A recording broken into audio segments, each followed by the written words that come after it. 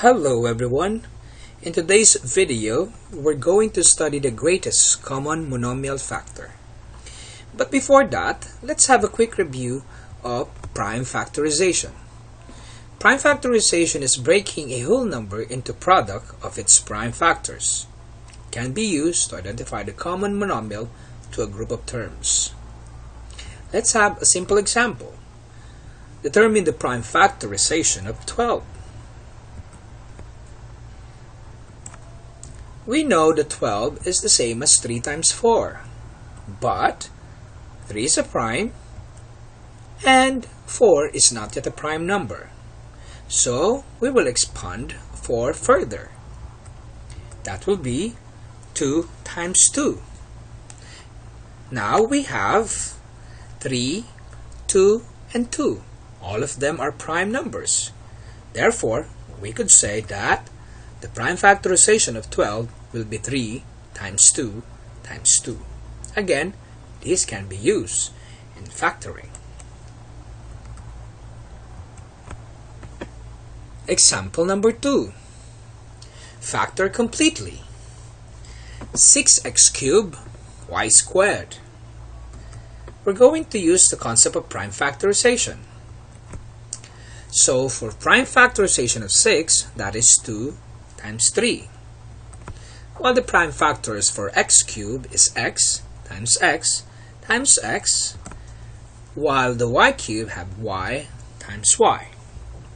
Therefore, the prime factorization or the complete factor of 6x cubed y squared will be 2 times 3 times x times x times y times y. Now, since we have an idea on how to factor completely, we can now easily find the greatest common monomial factor of 2 or more expressions. Find the greatest common monomial factor of 4x squared, y squared, and 6x cubed y. Again, we'll try to find the prime factors of each expression. Prime factorization of 4x squared y squared is 2 times 2. The 2 times 2 come from 4, while the x times x is from x squared, and the y times y is from y squared. While the prime factorization of 6x cubed y is 2 times 3 from 6, x times x for y cubed, and then y. What we're going to do is to find the common between these two. So the common are 2 and 2, x and x, and then y. All of these are now the common factors. So therefore, the greatest common factor will be 2x squared y. Let's move further. This time we're going to do factoring using the greatest common monomial. Factor completely. Again, we will determine the prime factorization of each term. For 15x cubed y squared, we have the 15 is 3 times 5. For x cubed, we have x times x times x. And for y squared, we have y times y. On the other hand, 18 is 2 times 3 times 3, and then an x, and then y times y times y. I already align it with their common. That is why I arrange it this way. Let us see. So the common numbers are 3. Here we have x, and then 2 y's. Copy this one. We have 3x, y, y are the common. You will notice that the 3x are placed outside the parenthesis. So the complete factor of 15x cubed y squared plus 18xy cubed is the common first, outside, and the not common there will be placed inside the parenthesis. So for the 15x cubed y squared, it is now becoming 5x squared since we put out the common. And then here 2, 3, and y, which give us 6y. So the complete factor of 15x cubed y squared plus 18xy cubed is 3xy squared times the quantity of 5x squared plus 6y. Let's have one more example.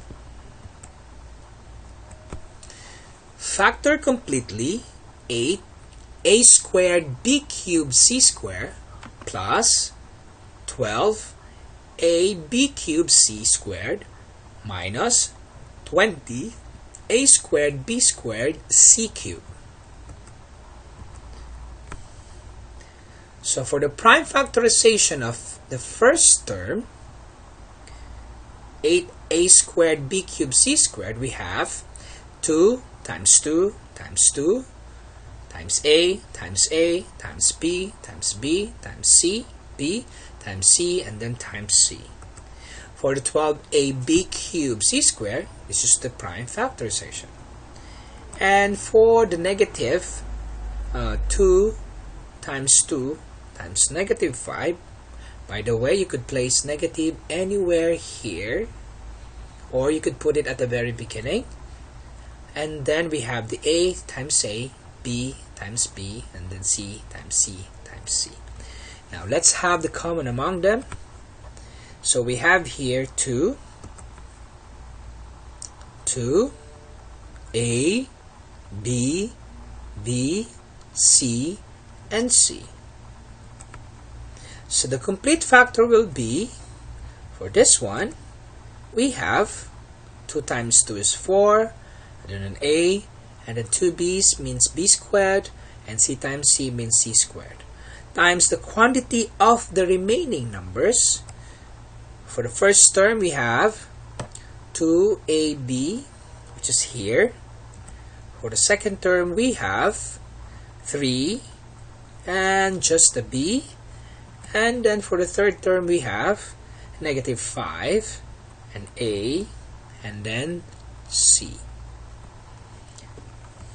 Now, there's another method, but you have to be careful on this one. Factor completely 6x cubed y cubed minus 15x squared y cubed plus 9xy squared. Here's the technique. Take a look at first the numbers in front of each term. We have 6, 15, and 9. As mentioned previously, we need to find the greatest common monomial.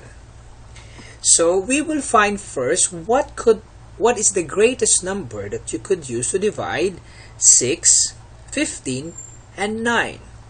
The greatest number is 3. Then, what is the greatest expression that we could use to divide x cubed, y squared, and x? Where the technique here is easy. If it is variable now, all we need to do is to check the power of each of x. You will notice that the lowest power is 1. Therefore, the common among x is just 1x. And on the y, we have y cubed, and y squared. The one with the smallest power is the y squared, so therefore the common is y squared. And then you will use this to divide each term. For the first one, 6 divide 3 is 2. X cubed divide x is x squared. Y cubed divide y squared is y. Minus 15 divide 3 is 5. X squared divide x is x. Y cubed divide y squared is y.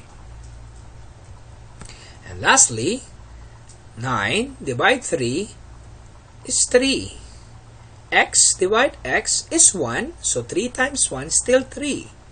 y squared divided by y squared is also 1, so 3 times 1 is 3.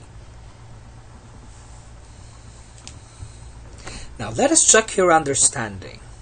In this part, all you have to do is to pause the video while you are solving it. Let's have the first one.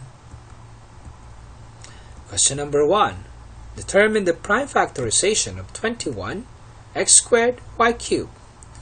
You may pause the video so that you have time to answer it. So the answer is 3 times 7 times x times y times y times y. Question number 2. Find the greatest common monomial factor of 21x cubed y and 14x squared y squared. Pause the video. And the answer is 7x squared y. Question number 3. Factor completely 8x cubed y to the 4th plus 16x squared y to the 5th.